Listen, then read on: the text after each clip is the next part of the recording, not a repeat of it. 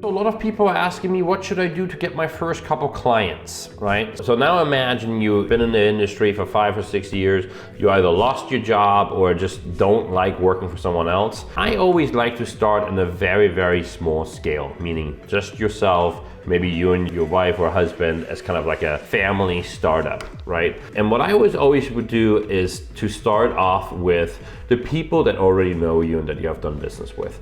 And many times, these customers might not be able to do business with you in the beginning per se, but at least you can ask them who else should you do business with. So I would almost get my first couple clients always from referrals rather than just cold calling people. So that's step number one. Step number two, I would then go to very large conferences, that industry segment that you want to be part of. So let's say you want to start business in the machinery side or import exporting of machineries. Let's say that's what's your specialty and that's what you really want to focus on. I would probably go to the largest machine conferences, and then especially in the social setting, maybe through a happy hour or maybe through coffee meetup. You will be amazed how many people you meet. And for me to really get engaged in a lot of the different industry, for me, I just hit all these conferences and I hit them over and over and over again. And then you very quickly become to realize that once you've seen the same guys in the coffee roundup for 2 or 3 years,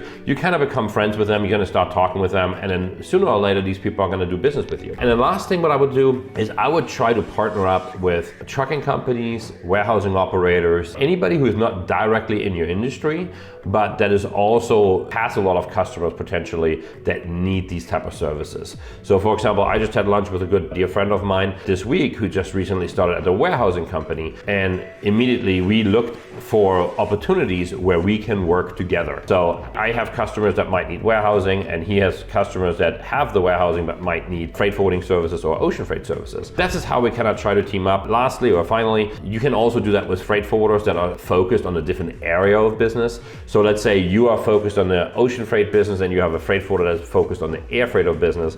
It's really beneficial to kind of have a relationship with those, so that where the air freight guys can send you the ocean freight and you can send them the air freight. So we have done that as well. So that would be kind of the main things that I would recommend to kind of get started with your first couple of customers. Please subscribe and follow me and DM me if you have any other questions, please. Thank you.